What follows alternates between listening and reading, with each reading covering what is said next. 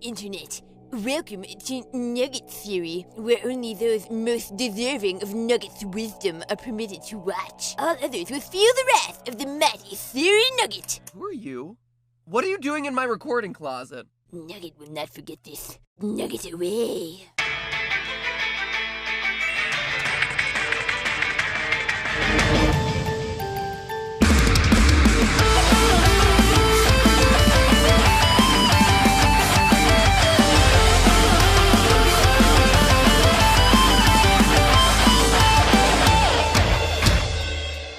Hello, Internet! Welcome to Game Theory, the show that teaches you high school math by offing a school full of kindergartners. But MatPat, I hear you saying, I've never even heard of a game like that. Do you mean you're doing another episode on haunted animatronics? And to that I say no, not today. Probably 2 episodes from now. No, today we're not killing kids in a haunted pizza restaurant. We're killing them on a family-friendly playground. Truly, Game Theory is expanding its horizons. Loyal theorists, welcome to the world of kindergarten. One of the best games of 2017 and hands down one of my favorite games we have ever covered on GT Live. Now, in case you missed it, shatter that I button in the upper right-hand corner of the screen because there's a link to watch our playthrough. To give you context though, Kindergarten is the ultimate replayable child murder masterpiece of our time. An 8-bit Life is Strange where you relive the same Monday over and over and over again, attempting to figure out the right series of events to complete each character's storyline. Are you gonna try to be the best boyfriend ever to popular girl Cindy by dumping a bucket of blood on another classmate's head? Will you fall victim to Mr. Sweepy as the janitor tries to dispose of suspicious-looking bags in the bathroom? Or are you gonna unravel the mystery behind your fellow classmate Billy's disappearance? Nugget misses Billy. And then there's Nugget. That's me. The friendless weirdo who definitely smells like last night's pizza and kills off the class bully with a poisoned processed chicken ball. We all knew a kid like this growing up, the one who eats the paste, or in the case of our game, digs a hole behind the school that leads to a satanic worship pit. It is not for the worshipping of Satan. It is the Nugget Cave, reserved only for those who have proven their friendship to Nugget. Well, whatever it's called, it's a giant hole in the ground dug into the school's sandbox. But here's the kicker. Depending on how you played the game, you'll either survive your jump into the Nugget Cave, or not so much. Do you want to find out? Sure. Are you gonna kick me in? Jeez. What? The difference between you breaking your little kinder head on the bottom of the Nugget Cave and actually surviving is this. What's that? Poop a bunch of chicken. Don't adjust the resolution of this YouTube video, you're seeing that right. That's a small child emptying his pants of hundreds of chicken nuggets to break your fall when you jump. And it's moments like that, ladies and gentlemen, that make Kindergarten one of the best games of 2017. But now for the real question. And I bet you all know where this is headed. Is this actually possible? Can a giant pile of chicken nuggets actually make the difference between surviving and not surviving a fall? Yes, loyal theorists, that's what you clicked on this video to find out today. Forget Xbox One X and what frame rate its games are gonna be at. Coming off of E3, these are the crucial questions plaguing the gaming industry. So empty your pockets of processed chickeny goodness because we're about to dive headfirst into this theory. That sounds unwise, but Nugget will not stop you. Thanks, Nugget. To get started, any falling object, unsuspecting kindergartner or otherwise, experiences acceleration due to gravity, just like you learned in 8th grade physics. Accelerate too much, and when the ground suddenly comes up to meet you, you're going too fast to stop safely. When you hit the ground, you're going from some speed to 0 in a fraction of a second, and the force of that stop is too much for your body to handle, so it breaks. It's the classic saying of, it's not the fall that kills you, it's the sudden stop. But that being said, if there's something there to catch you, then you have a better shot of surviving. That's why stuntmen land in giant airbags. Those airbags stretch out the time it takes to stop a body's momentum to 0. The longer the period of time used in changing the momentum of the falling human, the less force that's going to be released on the impact. Airbags work because they slow down the impact of the falling body by allowing the body to displace a large volume of air. The greater the displacement, the slower the final impact, and the less chance of injury. So, So theoretically, a similar principle could work with chicken nuggets. If you're landing on a big pillowy pile of processed chicken parts, the air, moisture, and inherent sponginess of the meat is gonna spread out your force and give you more time to slow down than, say, the rock floor of the nugget cave. Or at least in theory, that's what we hope. Which begs the question, just how good are chicken nuggets at acting like a pillow? Can they actually save you? And the most important question of all, which dipping sauce should you bring when you hit the bottom? Just kidding, that last one isn't even a question. It's Mulan's Szechuan dipping sauce. And that's the way the news goes. Now, you might be thinking that a rudimentary 8-bit game wouldn't give us enough information to figure any of this out, but we actually have everything we need to solve this theory. We know how long it takes for a kindergartner to fall from the top to the bottom of the hole because we hear the thud when they hit the ground. Oh no! We killed her! Goodbye, Lily. No, the pretty Lily should not enter the nugget cave without my pillowy nugget cushion. Yeah, sucks to be her. So after timing out this horrific child's death, I was able to conclude that our fall time is 2.7 seconds. Since Lily starts at a velocity of 0 and is accelerating only due to the force of gravity, which is 9.8 meters per second squared, we're able to calculate that the depth of the nugget cave is 35.7 meters. 35.7 meters is over 100 feet, or 10 stories high, which is a seriously impressive hole to be hand-dug by a kindergartner during recesses using a tiny plastic shovel. But based on that, we can calculate our speed when we hit the bottom of the cave. It's almost 60 miles per hour, 96 kilometers per hour. This tells us right away that he's definitely going fast enough to die on impact. NASA estimates that on average, humans can technically survive an impact of up to 38 miles per hour, but above that, you're pretty much guaranteed to die instantly. And according to the Journal of Pediatric Surgery, the survival rate for children is 50% once you start throwing them off of buildings that are 5 stories high. Don't really know how they got those test results in. Don't really want to know. It's for science! And that's only 5 stories high. Our kindergartner is falling from twice that height. So yeah, Nugget, I hope you're confident in the breaking power of your breaded pile of protein. Gentle Method, Nugget would not lie to you, unless you betrayed Nugget's bond of friendship. Now, to figure out whether nuggets will break our fall, we need to know how soft they are. And it turns out they need to be really soft. The maximum force your spine can take in a feet-first fall is 23 Gs before you start to crumple like a human accordion. For context, when you go on a roller coaster, the max Gs that you feel is about 3 to 6. And when Apollo 16 re-entered Earth's atmosphere, it only got up to 7 Gs. Right now, when we jump straight down into the uncushioned nugget cave, we're getting hit with almost 30 Gs of force at the bottom, way over the threshold to kill us. That means we need a lot of cushioning, but can chicken nuggets actually do the job? To find out, we need to know how compressible chicken nuggets are. Compressibility is basically how much give an object has when you put weight on it. Concrete, not very compressible. My love handles, sadly very compressible. I mean, rock hard. I'm totally swole, bro. Can't spell fabulous without abulous.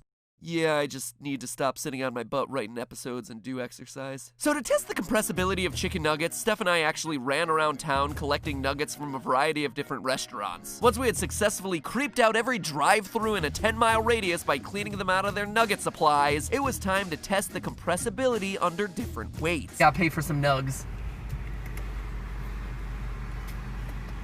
I hate myself for calling it nugs. Don't ever call it nugs. No, never. Based on those calculations, I was able to plot out the squishability of chicken nuggets in this very professional looking graph. Ooh, we didn't even bother to label the axes. Man, that would be like 20 points off if this was graded. The first thing you'll notice here is that chicken nuggets aren't created equal. Wendy's nuggets are far and away the softest and best for compression. Meanwhile, McDonald's nuggets have a hard outer crust that's way too solid and barely compresses at all. So we know right off the bat, if we're going for softness, we're reaching for Wendy's and not the old McDo. Don't worry, McDonald's, your barbecue sauce is still my favorite. Because you're literally right around the corner from where I live, I'm just going to you first. That's just laziness. I also found out from our field tests that chicken nuggets have a weird inflection point where you get just the right amount of weight to squish the nugget down, usually around 5 pounds, but then after that, most of the compression is done, no matter how much more weight you add to them. This presents some serious problems. The thing about chicken nuggets is that,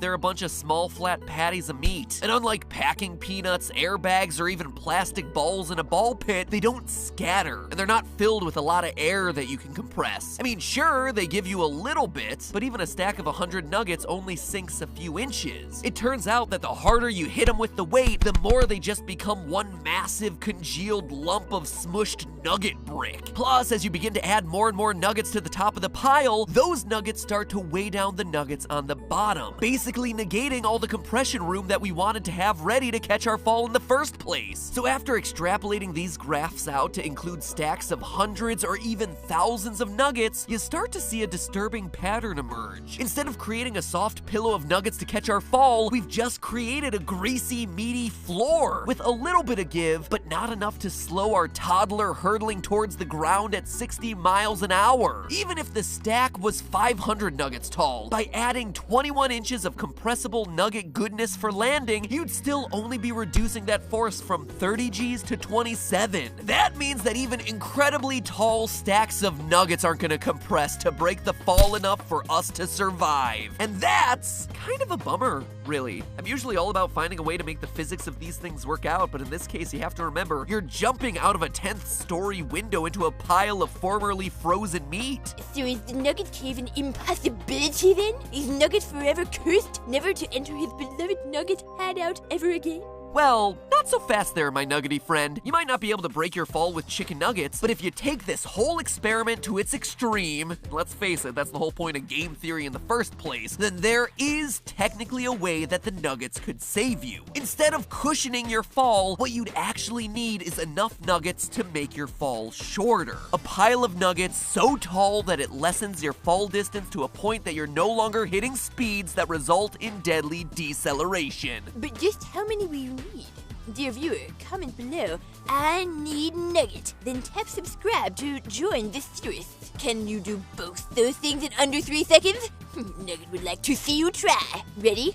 3, 2, 1. Impressive. Perhaps you are worthy of Nugget's friendship after all. Now, as we've established, our nugget cave is 117 feet or 35.7 meters deep and results in us traveling at 60 miles per hour or 96.5 kilometers per hour at impact. We also know that technically we can survive a fall that gets us up to speeds of 38 miles per hour or 61 kilometers an hour. After running some numbers, we were able to calculate that our maximum fall distance to stay under that speed has to be less than 14.2 meters or less than 46.5 feet.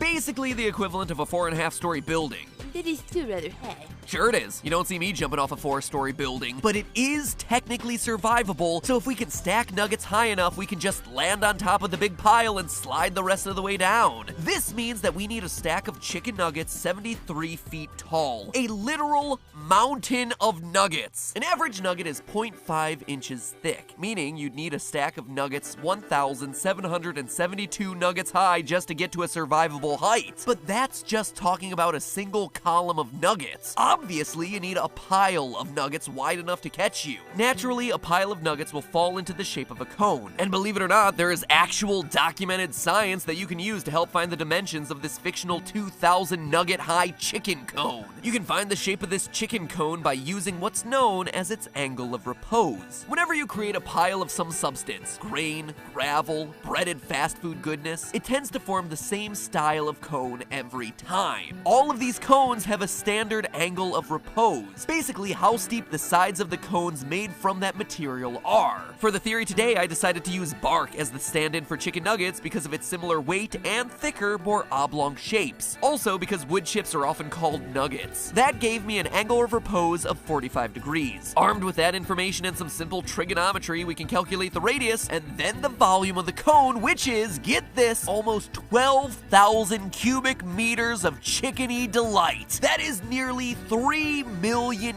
gallons of nuggets. But then how many individual nuggets does that huge number translate to? Well, if you divide this total volume by the volume of one chicken nugget, which is 3.5 times 10 to the negative 5th cubic meters, in case you were curious, you get the grand total nugget count to save your life of 340,800,000 chicken nuggets. That is almost 350 million chicken nuggets as the minimum number to get us to survive our fall into Nugget's cave. And if that number seems big to you, think about it this way. We're talking about a cone of nuggets that is as tall as a 6-story building. Nugget's pants are not equipped to handle that. Well, I'd say your pants are the least of your worries there, buddy. I bet your wallet isn't built to handle it either. Buying that many nuggets, even at Burger King's steal of a deal at $1.50 per 10-piece nugget box, you'd be spending over $51 million on chicken flippin' nuggets. Nugget cannot afford that. Nugget has been saving up for Monty's Monstermon card to give to the pretty Lily. Well, then there you have it, Nugget. Stop digging such deep holes. But most importantly of all, remember, that's just a theory. A game theory. Thanks for watching. And be a friend to Nugget. And subscribe, please. After everyone at school dying, Nugget needs some new friends. Don't leave Nugget alone. Tap the icon in the center of your screen. Give it a little tap. Tap it. Tap it. And hey, if this theory got you interested in Kindergarten the game, check out our GT Live playthrough by tapping the button on your left. Now, if you'll excuse me, I need to go eat a salad. See you next week!